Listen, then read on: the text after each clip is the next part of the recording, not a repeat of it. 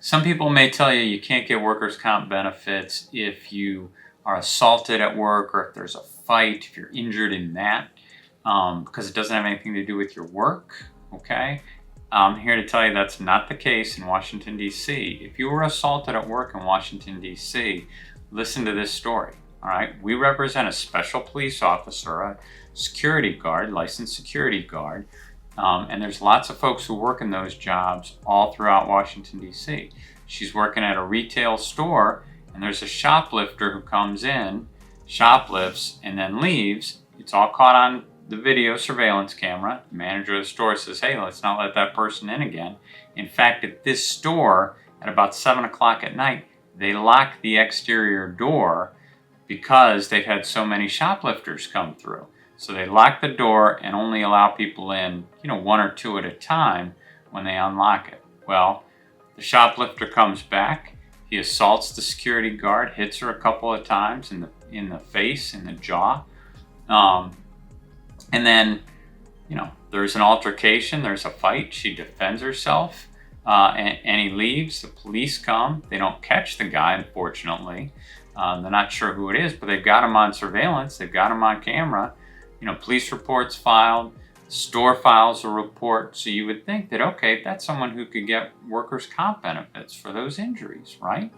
Well, unfortunately, her company didn't believe her. And they said that they thought she was the aggressor. They didn't have any evidence of that. So what do you do in a situation like that? I mean, you've got to investigate it. You got to get the police report. You have to get the retail store report, the loss report for what happened, the video surveillance, any witnesses who were there who can talk about it. And of course, the medical evidence that shows that the person went to, the police officer went to the hospital, and within 12 hours, they were, documenting the swelling and the injuries that she'd had. So why is it that companies or workers' comp insurance companies don't believe people? I don't know. I understand that they've got to protect themselves. They've got a right to, they don't want to pay out cases where they don't think they're legitimate. But there are more often than not just cases with overwhelming evidence where the insurance company is delaying or denying payment for really no reason at all. And if you've seen some of our videos, read some of our information on our website or my book, you understand that there are penalties that can be, that we seek in these cases against these insurance companies for not doing the right thing.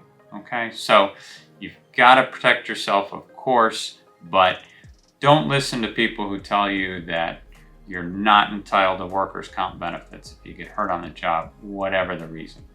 Check it out with us first. Let us hear about it. Let us talk to you about it. And then you can make a decision. Thanks.